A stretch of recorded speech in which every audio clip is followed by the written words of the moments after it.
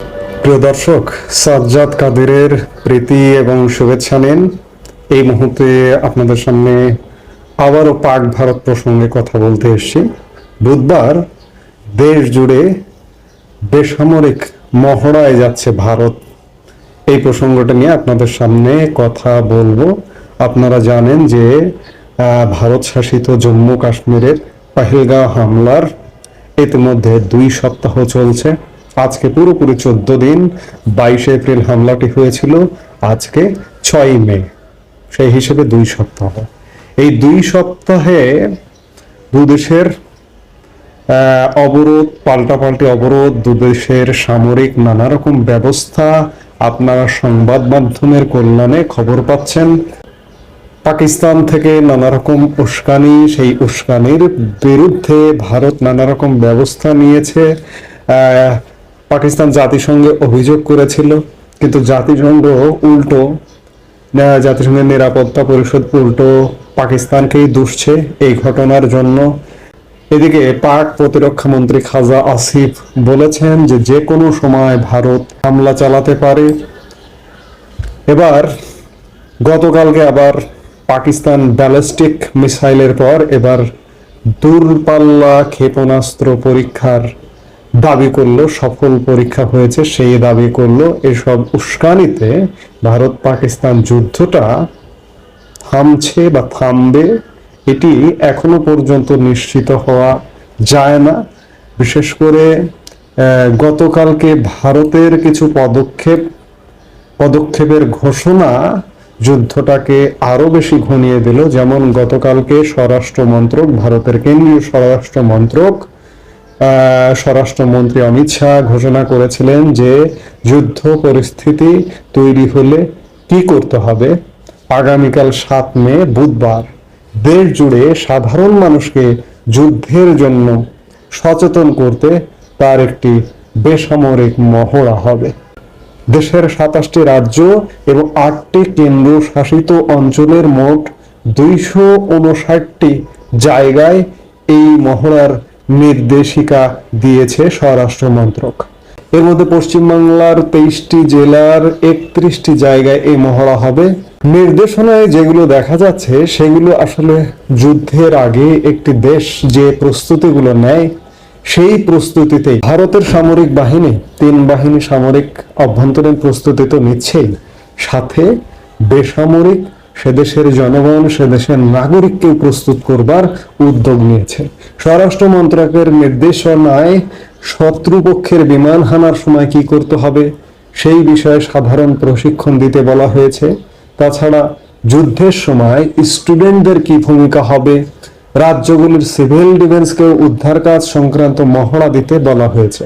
পাশাপাশি বিমান হামলার সতর্কতায় সাইরেন বাজলে কি করতে হবে, হঠাৎ যদি ব্ল্যাক আউট হয়ে যায় অর্থাৎ ইলেকট্রিসিটি অফ করে দেওয়া হয় পুরো শহর, যে কোনো একটা শহরের, তখন কি করতে হবে, কিংবা যুদ্ধ পরিস্থিতিতে স্থানান্তরিত হওয়ার যদি প্রয়োজন পড়ে, ধরুন আপনি রাজধানী ঢাকায় আছেন, ঢাকা থেকে আপনার নিরাপদ আশ্রয়ে চলে যেতে হবে, কিভাবে যেতে হবে, কি করণীয়, তারও মহড়া দিতে বলা হয়েছে স্বরাষ্ট্র মন্ত্রকের নির্দেশনায়। এই নির্দেশনা আমি আগেই বললাম ভারতের 27টি রাজ্য এবং 8টি কেন্দ্র শাসিত অঞ্চলের জন্য জারি করা হয়েছে। নির্দেশনায় বলা হয়েছে যে মহড়ায় অংশ নেবেন প্রতিটি রাজ্যের যে সংশ্লিষ্ট জেলাগুলো আছে, জেলা প্রশাসক, জেলা প্রশাসনের গুরুত্বপূর্ণ কর্মকর্তা কর্মচারী, নাগরিক সুরক্ষা কর্মী, হোমগার্ডরা মহড়ায় অংশ নিতে বলা হয়েছে। এনসিসি ক্যাডেট, নেহেরু যুব কেন্দ্র সংগঠনের সদস্য এবং স্কুল কলেজে পড়ুয়া শিক্ষার্থীদের। আমি আজকের আরেকটি ভিডিওতে বলেছি যে ভারত এই ধরনের পদক্ষেপ নিকট অতীতে কখনো করেনি। 1971 সালে ভারত পাকিস্তান যুদ্ধের পর এই প্রথম দেশ জুড়ে এমন বেসামরিক মহড়া হতে চলেছে। 2019 সালে উরি হামলার পর সার্জিক্যাল স্ট্রাইক, বালাকোটে এয়ার স্ট্রাইকের সময় এমন নির্দেশনা জারি করা হয়নি। এমনকি 1999 সালে কারগিল যুদ্ধের সময় এ ধরনের কিছুই করা হয়নি। 1971 সালের পর, 1971 সালে বলতে আমাদের মহান স্বাধীনতা যুদ্ধের সময়, সেই স্বাধীনতা যুদ্ধকে কেন্দ্র করে ভারত যে আমাদের যুদ্ধে যোগদান করেছিলেন, সেই যুদ্ধের সময় শুধু এ ধরনের প্রশিক্ষণের ব্যবস্থা করা হয়েছিল যুদ্ধের আগে।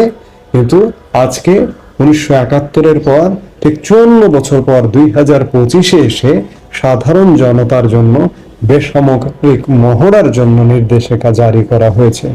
প্রশ্ন উঠছে এখন, তাহলে কি এবার সরাসরি যুদ্ধের পথেই হাঁটতে চলেছে ভারত?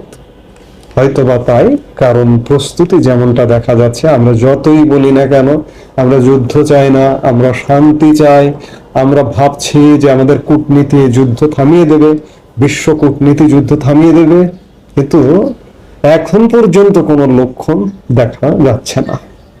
পাকিস্তানে উত্তেজনা হচ্ছে, পাকিস্তানের যারা সহযোগী আছে তারা ওদিকে সহযোগিতা নিয়ে আসছে। কদিন আগে পাকিস্তানে তুরস্কের যুদ্ধ জাহাজ ভিড়েছে, চাইনিজ অস্ত্র পাকিস্তানে পৌঁছেছে। এদিকে ভারত তার পন্থী যারা তাদের নিয়ে প্রস্তুতি নিচ্ছে।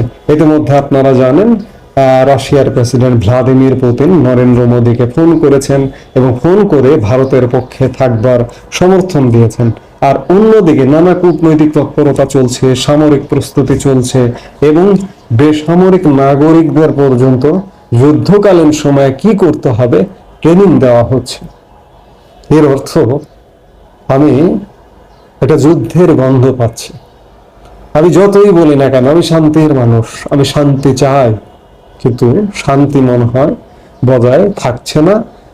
ভারত পাকিস্তান যুদ্ধের পথে হাঁটছে। আমি বললে হবে না যে হাঁটছে, প্রস্তুতি বলছে।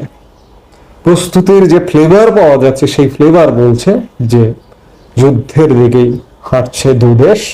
মাঝখানে বাংলাদেশ, বাংলাদেশ ভারতের পূর্ব সীমান্তে, পশ্চিম সীমান্তে যুদ্ধ বাঁধলে ভারতের পূর্ব সীমান্তে কি হবে সেটি ভাববার বিষয়। যুদ্ধের পরিণতি আসলে কি ভয়ানক দিকে যাচ্ছে সেটি মাঝে মাঝে কল্পনা করলেও শিউরে উঠতে হয়। অনেক দূর দেশের যুদ্ধের পরিণতি আমরা আমাদের এই অঞ্চলের মানুষ ভোগ করেছি। রাশিয়া ইউক্রেন যুদ্ধের প্রভাব সারা পৃথিবীর মানুষের জীবনে কিভাবে পড়েছে অন্য কোনো দিক না। এই যে নিত্য পণ্যের দ্রব্য মূল্য যে হু হু করে বেড়ে গেছে রাশিয়া ইউক্রেন যুদ্ধের প্রভাবে। আর আপনার দোরগোড়া আপনার বাড়ির কাছে ভারত পাকিস্তান যুদ্ধ যদি লাগে তাহলে আপনার জীবনে কি প্রভাব পড়তে পারে। এমনি বাংলাদেশ এই মুহূর্তে নানা রকম সংকটের মধ্য দিয়ে যাচ্ছে। বাংলাদেশ রাষ্ট্র আছে কিন্তু এদেশে কোনো শাসক নেই। সেই জায়গায় ভারত পাকিস্তান যুদ্ধ বাংলাদেশকেও ভয়ানক বিপদের দিকে নিয়ে যাবে। এই মুহূর্তে এ পর্যন্তই। সবাই ভালো থাকুন, সুস্থ থাকুন। আমাদের